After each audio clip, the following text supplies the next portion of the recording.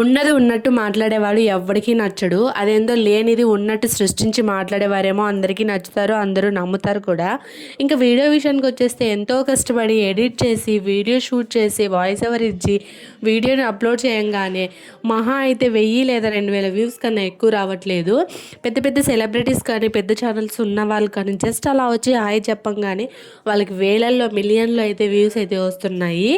మరి ఇదే నాకైతే అర్థం కావట్లేదు. కాకపోతే ఎవరి కష్టం వాళ్ళది, ఎవరిని తప్పు పట్టడం లేదు నేను ఇక్కడ. ఎవరి కష్టం వాళ్ళకు ఉంటుంది. ఒక వీడియో ఎడిట్ చేసి అప్లోడ్ చేయడం అంటే మామూలు విషయం కాదు. ఆ ఎడిటర్కి మాత్రమే తెలుస్తుంది ఆ కష్టం విలువ.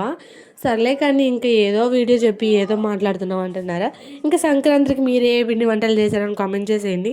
నేనైతే ఇక్కడ మురుకులు చేస్తున్నానండో ఈరోజు. అదే చెప్తున్నాను, ఎంతో కష్టపడి వీడియో చేసి అప్లోడ్ చేస్తే అప్పుడేమో వ్యూస్ తక్కువ వస్తాయి. అంటే మనం ఎక్స్పెక్ట్ చేసిన దానికి వ్యూస్ ఏమో తక్కువ ఉంటాయి, మనం ఎక్స్పెక్ట్ చేయని దానికేమో వేలలో వ్యూస్ వస్తాయని చెప్తున్నాను.